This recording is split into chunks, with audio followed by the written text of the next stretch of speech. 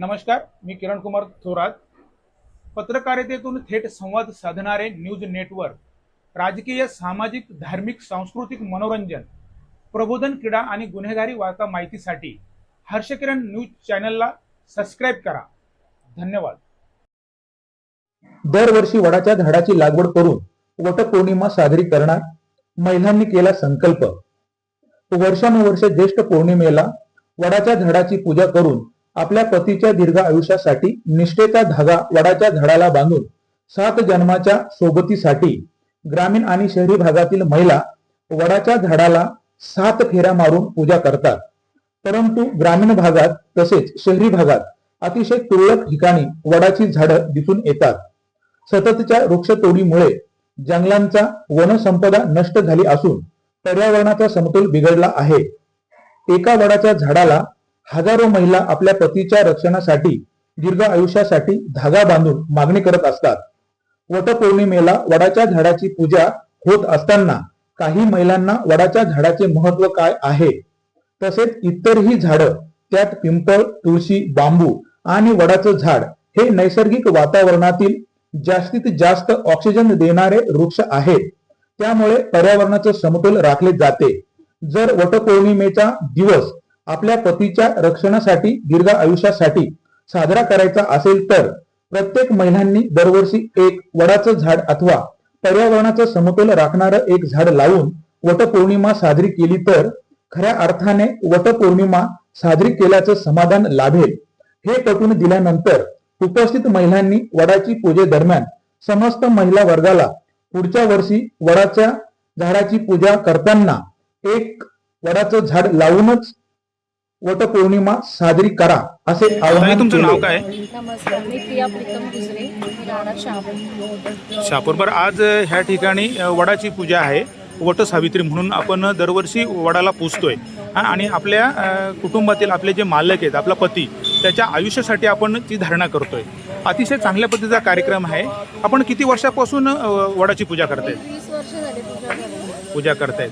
परंतु आज आपण जर पाहिलं तर वनसंपदा ही नष्ट झालेली आहे, जंगलं नष्ट झालेली आहेत आणि त्यानंतर वडाचं झाड, पिंपळाचं झाड किंवा आपल्या दारात जी तुळशी आहे बघा, ती जास्तीत जास्त प्रमाणात ऑक्सिजन देते.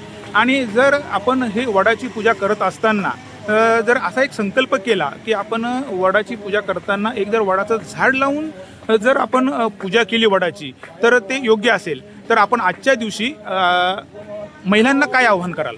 नक्कीच, वडाचं झाड आणि पिंपळाचं झाड जसं ऑक्सिजन देतं, तुळस पण ही खूप आरोग्यदायी आहे. माझं तर आज असं मत आहे की आता ज्या महिला आज पूजा ज्या करत आहेत, आज बरीचशी गर्दी आहे, पण पुढे उठून माझं तर पुढच्या वर्षीचा असा संकल्प राहील की आपणच एक वडाचं झाड लावून तिथे एखादी पूजा करावी. हा सगळ्याच सवाशिणींनी जर संकल्प घेतला तर आज शहापूरमध्ये किंवा प्रत्येक गावामध्ये वडाची झाडं वाढतील. ताई, तुमचं नाव काय? स्नेहा चौधरी. बरं, आज ह्या ठिकाणी वटसावित्रीची पूजा आहे आणि तुम्ही किती वर्षापासून वडाची पूजा करतायत? आता माझ्या लग्नाला 6 वर्ष झाली. 6 वर्षापासून मी वडाची. बरं, मग 6 वर्षापासून तुम्ही वडाची पूजा करतायत. आज म्हणणं आहे तुमचं या संदर्भात? बरोबर, वटसावित्रीची पूजा म्हणजे आपण आपल्या नवऱ्याच्या आयुष्यासाठी करत असतो. बरोबर, आपले वड वगैरे हे जे झाडं आहेत ते आपल्याला भरपूर ऑक्सिजन देत असतात. तर वटसावित्रीची पूजा करताना आपण असा जर निर्णय केला की प्रत्येक वर्षी आपण वटसावित्रीची पूजा करून झाल्यावर एक छोटंसं वडाचं झाड लावू छान, तर ते आपल्या पुढच्या पिढीसाठी उपयोगाचं आहे. म्हणजे त्याच्या पुढील आता हे नष्ट होत चालले आहे, जास्त आपल्याला दिसत नाही, वृक्षतोड होती आहे.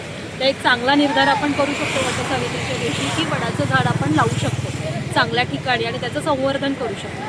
बरं, मग आजचं जो तुम्ही पूजा केलेली आहे, आजपासून तुम्ही काय संकल्प कराल? संकल्प करणार आहे की प्रत्येक वटसावित्रीच्या दिवशी, म्हणजे आपण नेहमी तर झाडं लावतोच, पण वटसावित्रीच्या दिवशी वडाचं झाड एक प्रत्येक स्त्रीने लावलं तर पर्यावरणाचा ऱ्हास पण कमी होईल आणि वडाची झाडाचे, पिंपळाच्या झाडाचं ते सगळ्यांचं संख्या वाढणारच आहे. असं आहे. तुमचं नाव सांगा. नम्रता जयवंत केकाने. बरं, तुम्ही किती वर्षापासून वटसावित्रीची पूजा करताय? 10 वर्ष. 10 वर्ष झाले. बरं, मग आत्ताच आपण विचारलं का जंगलं नष्ट झालेली आहेत, पर्यावरणाचा ऱ्हास झालेला आहे, हां, आता वडाची झाडं सुद्धा शिल्लक राहिलेली नाहीत. जर तुम्ही आजच्या दिवसापासून काय संकल्प कराल? आता करू की वटपौर्णिमेच्या दिवशी आम्ही एक झाड लावू वडाचं, जेणेकरून वडाची संख्या वाढेल, झाडांची संख्या वाढेल. आजकाल वृक्षतोड भरपूर प्रमाणात होते, त्यामुळे पर्यावरणाची हानी होते, आपल्याला ऑक्सिजन वेळेवर पाणी पडत नाही. त्याच्यामुळे जर हा संकल्प केला तर निश्चितच फायदा होईल. त्याच्यामुळे पुढील वर्षापासून आम्ही वडाचं एक झाड तरी लावू प्रत्येक दिवशी.